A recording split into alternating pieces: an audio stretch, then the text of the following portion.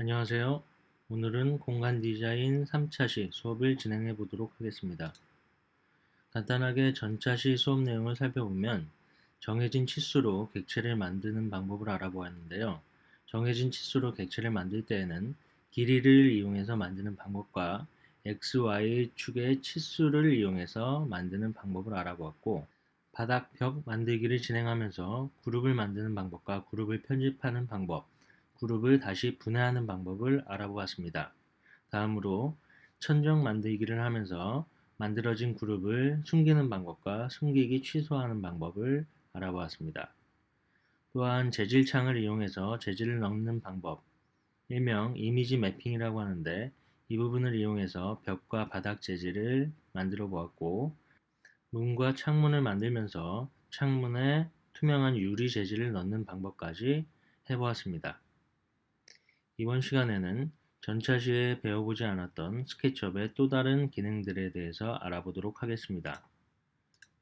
오늘 소개할 두 가지 도구는 먼저 팔로우미라는 기능인데, 팔로우미는 앞에 보이는 아이콘과 같은 형태로 되어 있고요. 한 객체를 만들고 선에 따라서 그 객체가 쭉 이어져서 형성될 수 있도록 만드는 기능입니다. 그 다음으로 또 한 가지 볼 거는 고체 도구라는 메뉴를 불러와서 이런 아이콘이 형성되게 되는데, 이 아이콘을 이용해서 여러 가지 객체를 서로 합치거나 잘라내거나 하는 기능을 할 수 있습니다.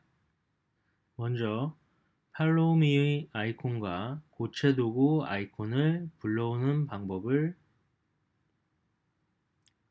우선 팔로우 미 아이콘과 고체 도구 아이콘을 활성화시키는 방법을 알아볼 건데요. 기본적인 스케치업 화면에서는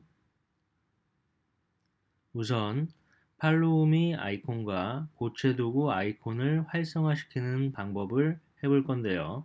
기본적인 스케치업 화면에서는 이 두 도구들이 표현되어 있지 않습니다. 그래서 메뉴 바에서 보기에서 들어가서 도구 모음으로 들어간 다음 이 두 가지 메뉴를 활성화시켜 줘야 됩니다. 자, 화면에서 한번 보게 되면 보기에서 도구 모음, 그리고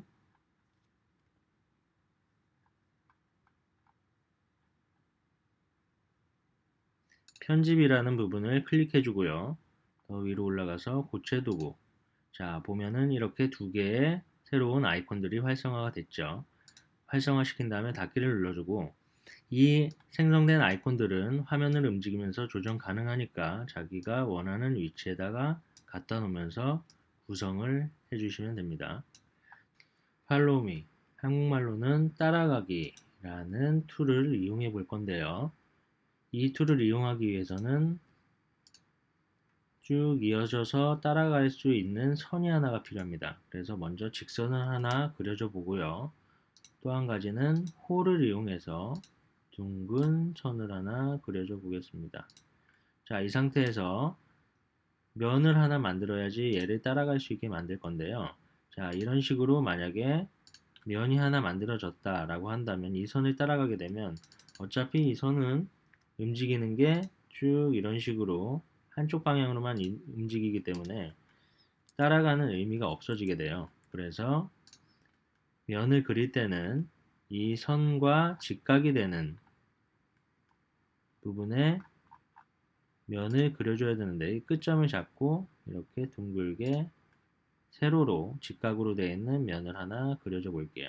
자, 이 상태에서 팔로우미 버튼을 클릭해 주고요. 아이콘을 클릭해 주고 클릭을 해주면 이런 식으로 쭉 내가 그렸던 선의 방향으로 이렇게 쭉 따라오는 기능을 만들 수 있습니다. 둥근 선도 마찬가지인데요. 이런 식으로, 자, 파란색이 될 때 말고 빨간색으로 변했을 때 이런 식으로 형태를 잡아주고 팔로우미 클릭해주고 면을 클릭, 그 다음에 쭉 이어서 가게 되면 이런 식으로 면의 점점점점 따라오게 만드는 형태를 만드는 툴입니다. 팔로우미 아이콘을 이용해서 만든 객체들은 지워버리도록 하고요. 이번에는 고체 도구 메뉴를 활성화시켜서 만든 아이콘들을 이용해서 형태를 만드는 방법을 알아볼 건데, 먼저 이 고체 도구에 있는 메뉴들은 그룹이 지어져 있는 상태여야지 적용이 가능하기 때문에 사각형의 기둥과 원 기둥을 두 가지를 한번 만들어 보도록 하겠습니다. 그 후에 그룹 만들기를 둘 다 해주고요. 자, 이 두 객체가 서로 겹쳐져 있을 때, 이런 식으로 겹쳐져 있다면 어떻게 되는지 한번 볼 건데요. 이 두 객체를 서로 합치는 방법을 한번 알아볼게요. 합치는 방법은 이런 식으로 두 객체를 선택한 다음에 맨 앞에 있는 아이콘을 클릭해주면 외부 셀이라고 되어 있는데요. 이런 식으로 두 객체가 합쳐지게 되겠습니다. 지금 원래는 따로따로 그룹이 지어져 있었는데 지금은 하나의 객체로 합체가 됐죠. 다시 되돌리기를 해놓고, 자, 다시 컨트롤 Z로 되돌리기를 하면 이런 식으로 두 객체가 다시 떨어졌죠. 이번에는 이 두 객체가 겹쳐져 있는 상태에서 서로 겹쳐지는 부분만 남게 만드는 방법인데요. 여기 아이콘을 보면 교차라고 되어 있죠. 클릭하면 이런 식으로 이 부분만 남기는 방법. 이 외에 다른 기능들도 있는데 이 아이콘에 갖다 대보면 설명이 같이 나오게 될 겁니다. 이 설명들을 한번 보면서 여러분들이 원하는 다양한 형태들을 응용해서 만들면 됩니다. 다음으로 글자를 만드는 방법을 해볼 건데요. 평면적인 글자가 아니라 두께를 가지고 있는 3D 텍스트를 만들어 보도록 하겠습니다. 만드는 방법은 간단한데요. 위에 메뉴바에서 도구 메뉴를 들어가서 3D 텍스트라는 항목을 클릭을 해주면 오른쪽에 보이는 창이 뜨게 될 거예요.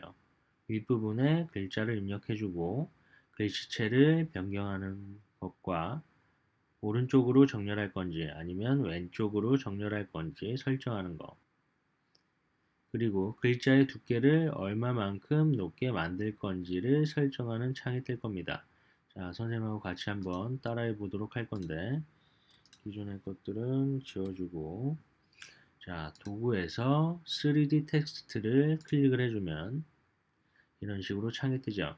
자, 여기에다가 공간 디자인이라고 한번 입력해 볼게요.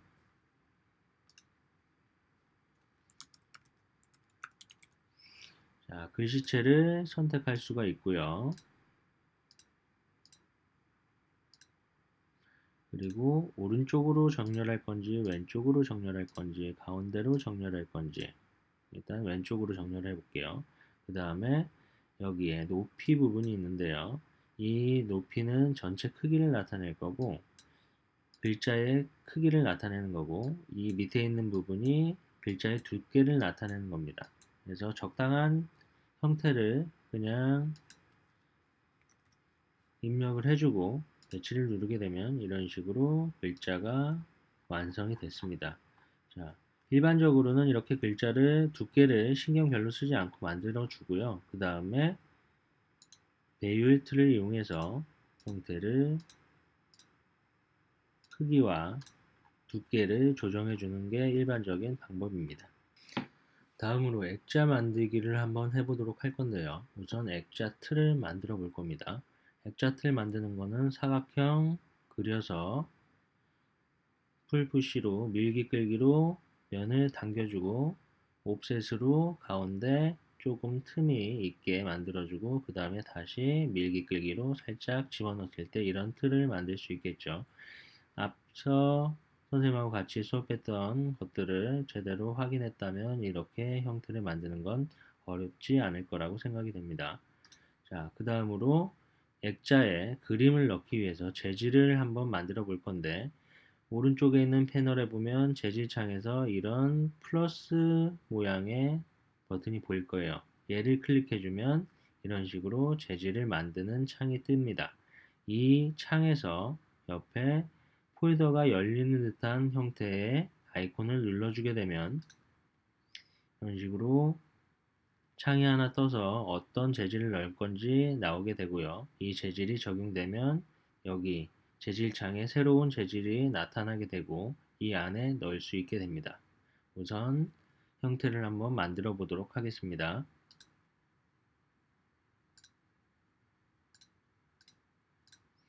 자, 기존에 선생님이 만들어 놓은 파일인데 이 옆에다가 똑같이 한번 만들어 볼게요. 자, 사각형을 만들어 주고 밀기 끌기를 이용해서 두께를 준 다음에 옵셋을 이용해서 약간의 두께를 차이를 주고 그 다음에 다시 밀기 끌기로 살짝 아래로 내리면 왼쪽에 보이는 형태와 비슷한 형태를 만들게 되었죠. 금방 만들 수 있죠. 자, 이 상태에서 재질을 한번 넣어볼 건데 자, 여기 재질 창에 보면은 집 모양의 아이콘이 있어요. 얘를 클릭하게 되면 이 모델 내가 그리고 있는 창에 있는 모델들의 재질들이 전부 다 뜨게 됩니다. 물론 여기에 없는 것들은 기본적으로 잡혀 있는 것들 때문에 그렇고요. 자, 지금 녹슨금속이라고 되어 있는 형태나 아니면 아무거나 여러분들이 클릭을 해 놓은 다음에 그 다음에 여기에 재질 만들기 얘를 클릭해주고 앞서 설명했던 것처럼 폴더가 열리는 듯한 형태의 아이콘을 클릭 그 다음에 이미 선생님이 바탕화면에 그림을 하나 다운받아 놨었는데요. 별이 빛나는 밤이라는 고흐의 작품을 다운받아 놨는데 얘를 열어주면 이런 식으로 재질이 들어가게 됩니다. 여기서 확인 눌러주면 방금 전에 만들었던 재질이 새로 뜨게 되죠. 이 상태에서 그림의 액자의 그림 부분에다가 클릭을 해주면 이런 식으로 그림이 들어가게 됩니다. 자, 물론 여기서 끝나게 되는 게 아니겠죠. 지금 보면 왼쪽에 있는 그림은 액자 프레임에 딱 맞는데 오른쪽에 있는 그림은 조그맣게 막 여러 번 반복되게 나와 있어요. 이런 것들을 조절하는 방법이 있습니다. 보면 텍스처 편집이라고 되어 있는데 이 재질 적용한 거를 크기를 크게 하거나 작게 하거나 혹은 위치를 조정하는 방법이에요. 방법은 이 면에 갖다 대고 면을 클릭해 놓은 다음에 마우스 오른쪽 버튼을 눌러서 텍스처 메뉴를 들어가서 위치라는 부분을 클릭을 해주면 오른쪽에 보이는 이런 식으로 뭔가 잡을 수 있는 형태가 이렇게 뜰 거예요. 이 중에서 아래에 있는 이렇게 녹색 점에 동그랗게 되어 있는 부분을 이용해서 크기와 위치를 왔다 갔다 하면서 조정을 해볼 거예요. 자, 다시 창으로 돌아와서 내가 재질을 주었던 적용했던 면을 클릭을 해주고 선택을 해주고요. 그 다음에 마우스 오른쪽 텍스처 위치 자, 앞서 보였던 것과 같이 똑같이 이런 형태들이 나타나게 됐죠. 이 상태에서 이 녹색 버튼을 클릭한 다음에 쭉 당겨보면 이런 식으로 크기도 조정할 수 있고 각도도 조정할 수 있어요. 자, 이런 식으로 살짝 키워놓고 다시 클릭해서 쭉 당겨보면은 이런 식으로 조정할 수가 있습니다. 자, 이렇게 조정을 하게 되는 거죠. 정확한 여러분들이 원하는 위치가 됐다면 이 상태에서 안쪽에서 클릭하면은 완료가 안 되기 때문에 위쪽에 이 그림 형태가 나와 있는 바깥쪽 부분을 대고서 클릭을 해주면 형태 적용이 완료가 됩니다. 마지막으로 이 형태를 액자를 그룹으로 만드는 것까지 한번 진행을 해보고요. 그 다음에 이 그룹으로 만든 형태를 기존에 우리가 작업하던 창으로 가져와 보면 물론 작업하던 창 옆에다가 여러분들이 액자를 만들어도 되고요. 자, 보면은 크기가 잘 맞지 않죠. 이 상태에서 크기와 각도를 조절해서 자, 각도 자, 회전 툴을 이용해서